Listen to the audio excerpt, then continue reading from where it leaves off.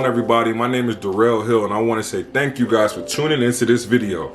I want to send a special thank you to my friends over at Tabor. What you guys do for our community, it's literally saving lives one at a time. I truly am gracious and appreciative for everything you guys do.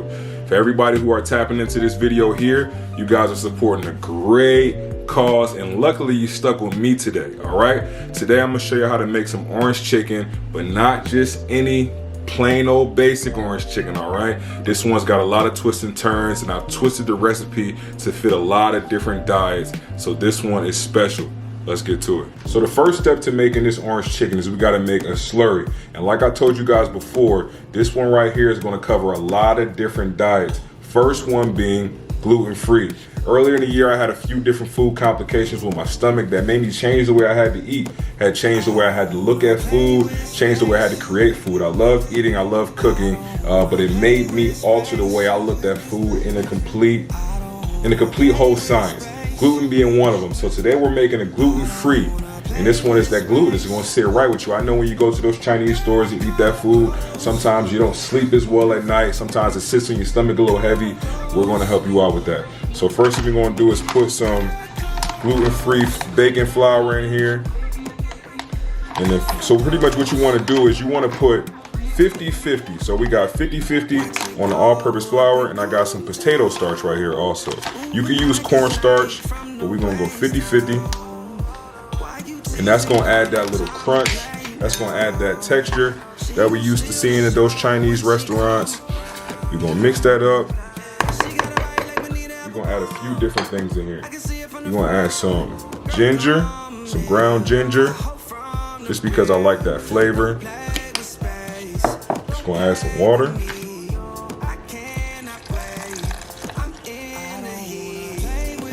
Add some water. Mix it up. I know it doesn't look appetizing right here, all right, but beauty is a process. Beauty is a process. And as you see, this needs more water. I always like to go with less water up front because you can always add water, but once you put too much water in there, it might be stuck. Get in there and mix that thing up. You want it to be pretty loose, but you want it to be well combined. And this is going to coat the chicken before it goes in the fryer. It's going to come together beautifully, I promise.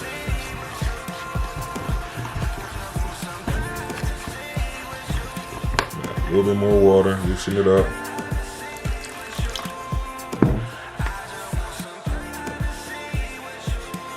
I'm gonna add a little bit of olive oil for some richness. Just a little bit. Maybe a half a teaspoon.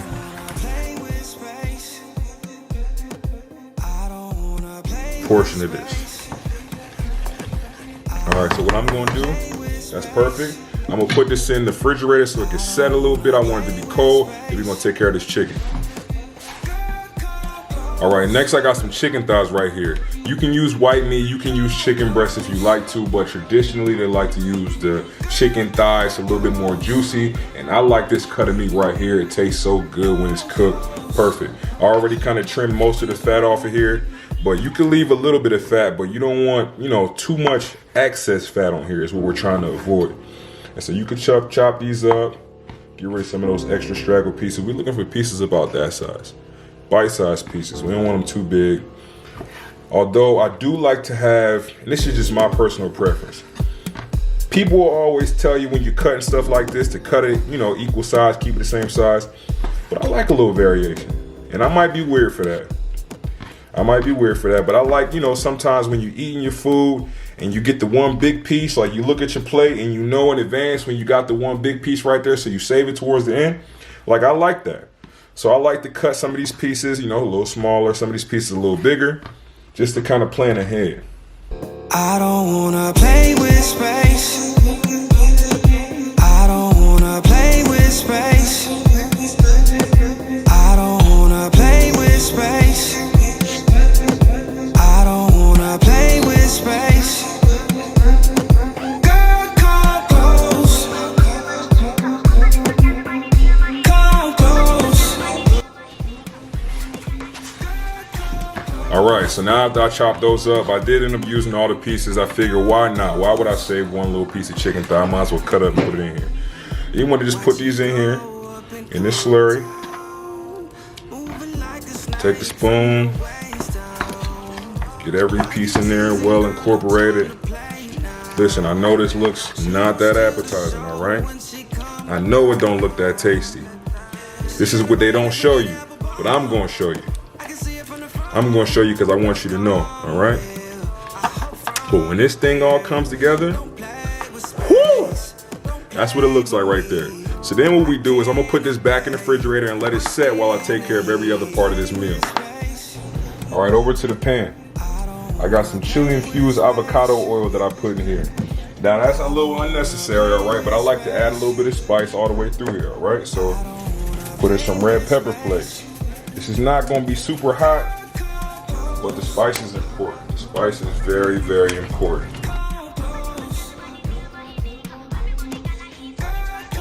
You want to add in some brown sugar.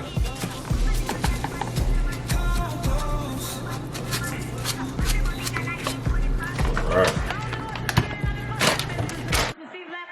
With some white sugar. I know this is a lot of sugar, alright? I said it was going to go for most diets. I ain't say it was going to be that healthy. That is some white sugar. Oh, beautiful. Beautiful. Stir that all together. Put that in there with that oil.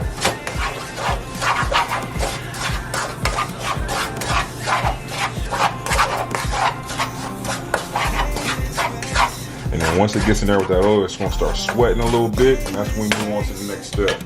I think I want to add just a little bit more oil in here too. There we go.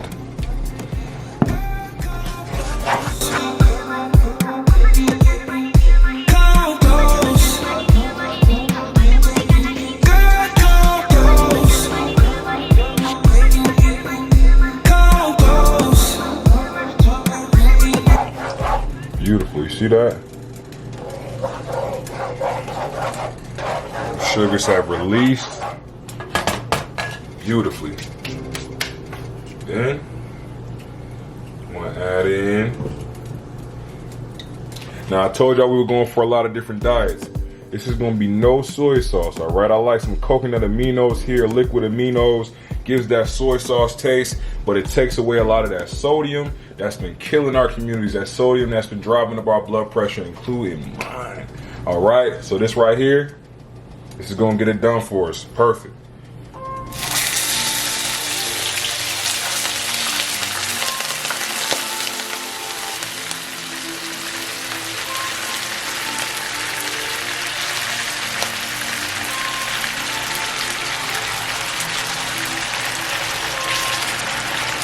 That was a little aggressive.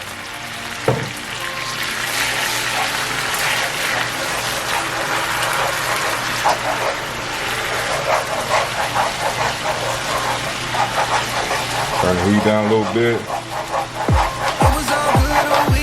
But I like that. I like that a lot.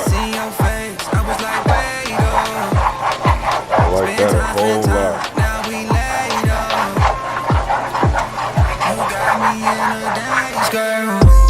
I'm in too deep. Yeah, I think I'm in too deep. I'm in too deep. I think I'm in too deep. You got me wide open, wide open, wide open for this pretty girl. Some orange juice.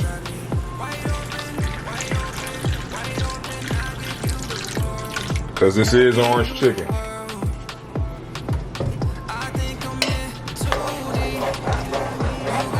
Beautiful.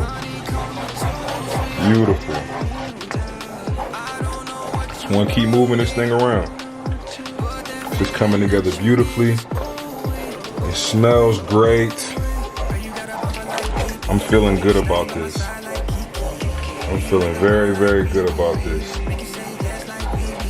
We're gonna add in a few more things. Some orange. Some fresh orange zest. This is orange chicken.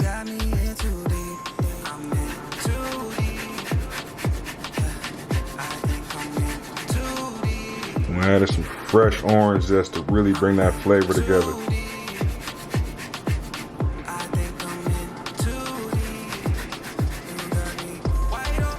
Oh yeah. It's beautiful right there. Beautiful. That's really gonna bring that flavor together.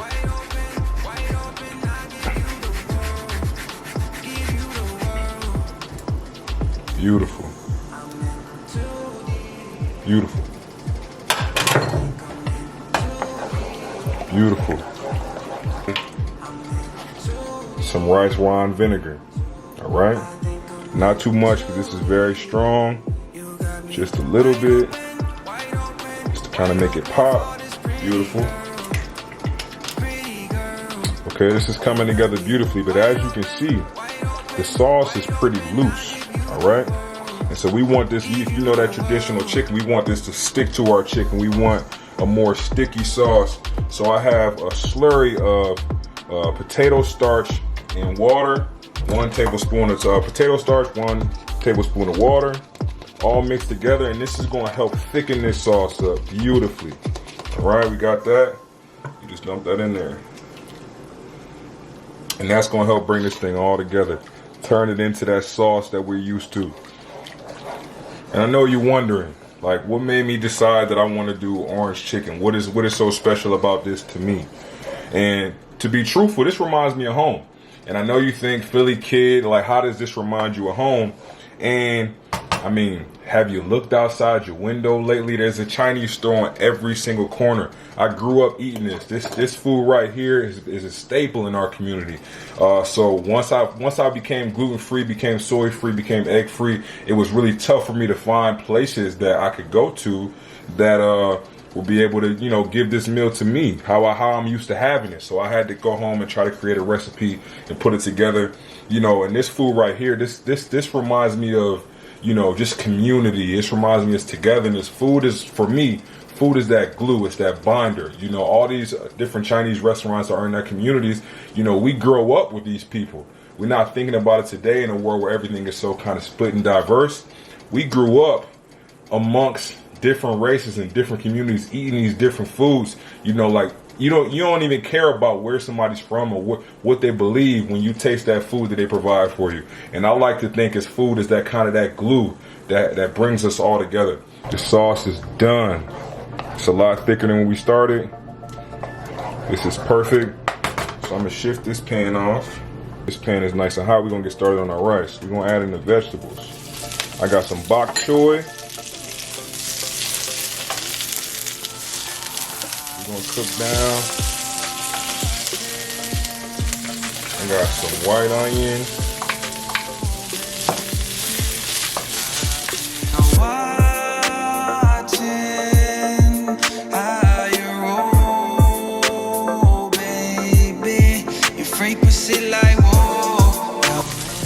And some fresh garlic.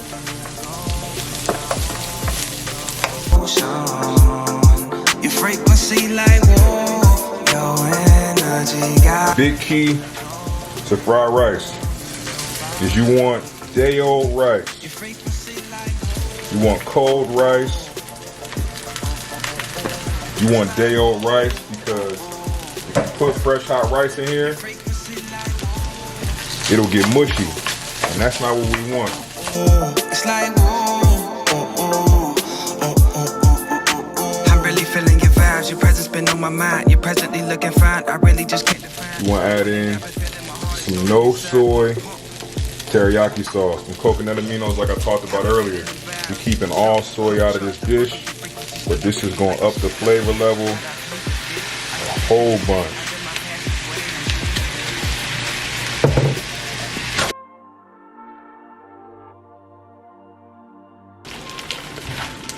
Some sriracha. This is optional, but I love a little bit of sriracha in my rice.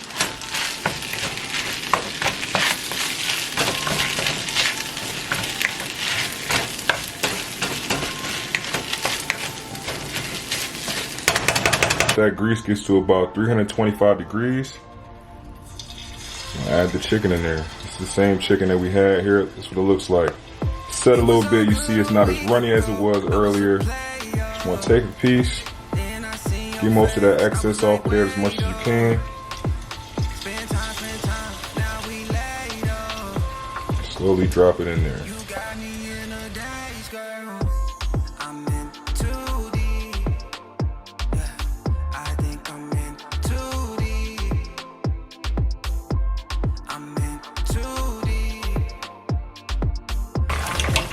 Now you see, a lot darker, golden brown. Let's bring this over. Beautiful color right there. That's perfectly done. The chicken is done. Now it's time to get ready to plate. All right, now for my second favorite part of this whole thing is it's time to plate. It's time to plate. Get some rice in here. A decent amount of rice for sure.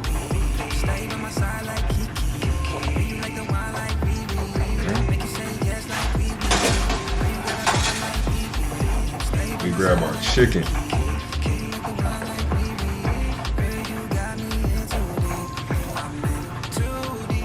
Look at that. That came together perfectly.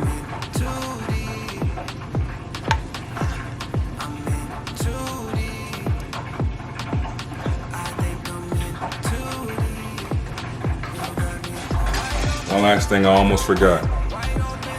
Gotta garnish the rice with a little fresh cilantro.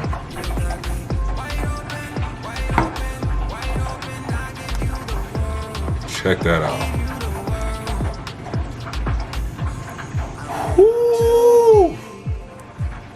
Now look, I know there were a few processes in here that were rough, okay? But look at that finished product, all right? Look at that finished product. Remember what's in the rice. We got the garlic, we got the scallions, the white onions, we got the bok choy. Remember the sauce, it's got the ginger, it's got the coconut aminos. It's got the brown sugar, the white wine vinegar. So much flavor in here. I'm excited to eat it. Let's try it. All right. Excuse the frying in the back. This looks so good, I had to make some extras, okay? Now for my favorite part. I can't leave y'all hanging. We gotta try this on camera so I can make sure that this is everything I think it is, all right? Take one last look at it, one final look. Get some rice on here.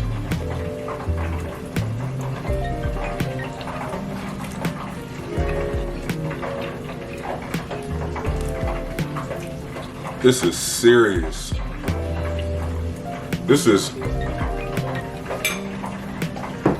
I gotta put that down or I'm not gonna finish talking to y'all. Listen, thank you so much for taking your time out to watch this video.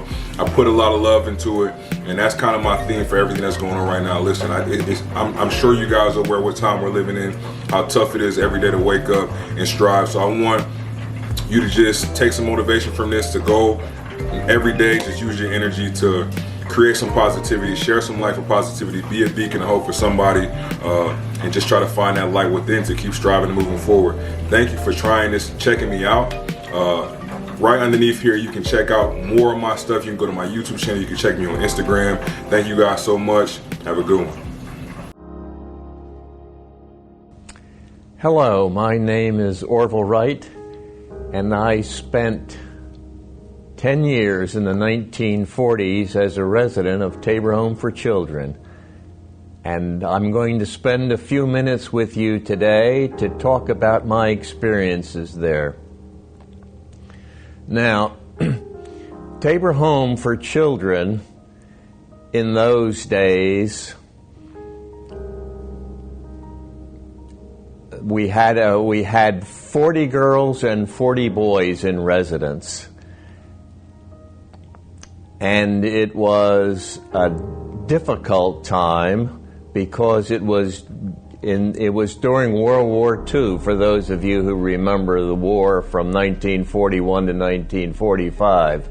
Tabor Home moved from Philadelphia to Bucks County, Pennsylvania in 1913, and it was a beautiful place to be brought up in. It was 99 acres of farmland, and all of the boys and girls participated in the farming. It was supported by the state of Pennsylvania as well as the Lutheran Church, and some of the parents contributed to the children who attended Tabor Home. It consisted of an administration building, a large girls' dormitory that housed 40 girls, and a carriage house converted to a boys' dormitory that housed 40 boys. It had a swimming pool, a softball field, and a basketball court. In addition, across the 611 there was a barn with about 10 cows and a tenant farmer that looked after the farm. We all had chores, whether it was weeding in the gardens or sweeping the driveways or mowing the lawns. Everyone contributed to keeping the place looking decently. Sports were a big factor in growing up at Tabor Home. We all played baseball, basketball, and football all year round. In addition, since it was controlled by the Lutheran Church and Lutheran deaconesses, we all attended Sunday school and church on Sunday, and those of us who could sang in the choir. Now, one of the big indicators in being raised at Tabor Home was the inequality of opportunity. Let me relay a story that makes this point. When I was in the 8th grade, I was the president of the 8th grade class, and it was time for selection of the American Legion Award to that child who contributed most to the class. Traditionally, it went to the president of the class. However, during the day that we were to vote on the American Legion Award, the principal of the school stood up and said, "We are going to vote today for the American Legion Award to that person who has contributed most to the class. And I don't want you to vote for a deadhead like Wright." Well, they didn't vote for a deadhead like Wright, and it was awarded to another student in the class. And I thought at the time, if I didn't realize it before, I realize now that life is not fair, especially when you're brought up in Tabor Home. There was an inherent bias against all of the children who lived there. I also learned another thing in the 3rd grade when I first arrived at Tabor Home. Of course, we went to Edison School, elementary school, and the classes all knew how to write cursive, and they knew how to do long division, and I didn't. And I feigned a stomach ache to get out of class. And the next thing I knew, they had shipped me down to Philadelphia and took out my appendix. Well, it was a lesson to be learned that if you're not truthful, there may be dire consequences. Nearly all of us joined the Boy Scouts, and what that did, it gave us confidence to survive in the woods. This was very helpful later in life when I joined the military and we were involved in survival training. Now, there are certain pluses and minuses being brought up at a children's home. Some of the pluses are you become self-reliant. You also get a strong work ethic, and you have empathy for the underdog, as well as it creates a strong desire to excel. Now, there are some downsides to being raised in a children's home. There's a lack of love, and there's no strong role models for you. And I personally never developed intellectual curiosity. This worked to my disadvantage, and I wished I had established intellectual curiosity. Both my brother and I graduated from the Naval Academy. I went on to become a helicopter test pilot for 20 years. And the other advantage of being raised at Tabor was the development of athletic skills. Both my brother and I and a third individual at Tabor were inducted into the Central Bucks Hall of Fame in the years in the 20,000s. And then I later became a district governor of Rotary International. So in closing, I want to point out that if you agree that there is an inequality of opportunity for children who are raised under the auspices of Tabor Services, I wonder if you would consider donating a little bit to the cause, because you will then play a part of equalizing their opportunities in life. Thank you very much. Orville, thanks so much for sharing a bit of your rich history with Tabor, a history that dates back into the 1940s. And for Tabor, it's over 113 years in existence, which is just tremendous. I would invite anybody who wants to learn more about Tabor's history to take a look at some of the books that Orville introduced to you. Also, I have to say, ladies, it's been quite a journey, a month virtually for Taste of Tabor. What an amazing event. What an amazing event. A whole month. Yeah, it was such a great idea to do it this way. I think it was really engaging and interesting. Yeah. People should know, I will just mention that you could still order a cookbook at tabor.org. That'll be up through this month and in the future, so you can order anytime. But if you want to get it by Christmas, order soon. Absolutely. And I want to give a special thanks to Monique Gaillard and the team, Donique Bell, along with the entire planning committee. They did a phenomenal job this year. In fact, I think it's something that we can even take forward. I don't think the virtual platform has to stop, right? That's the beauty of what we've learned through this unprecedented time that we live in. But the ability to reach so many people outside of brick and mortar is truly interesting, and we certainly hope that everyone out there enjoyed the journey and the trip along with us. I completely agree, Tanisha. While nothing replaces live interaction, there's nothing that prevents us from doing this live and virtually. We get to reach so many more friends of Tabor. Yep. And we get to visit almost in person restaurants and some of our great chefs who participated. Yes, which is definitely worth it for me. Absolutely. So again, we just want to give thanks to all of you that joined us for even some or all of the journey. A special shout out and thanks to Woods and our affiliates, our sister affiliates. Your support, everyone's support out there is tremendous. I hope you got a feel of what the dollars coming into Tabor actually do, the magnitude of the impact we have on lives, not just of youth, but youth and their families. We are a family service organization, so our work never ends. Very true. You know, I'm always reminded of the African proverb that the ruins of a nation begins in the home. And what I'm so honored to be a part of Tabor is that this is an organization trying to facilitate an environment that's home for so many children. And quite frankly, that's our future. You know, our investment in providing homes and nurturing environments for children is what will propel us to, you know, just a greater tomorrow. So true. So absolutely excited to be a part of that.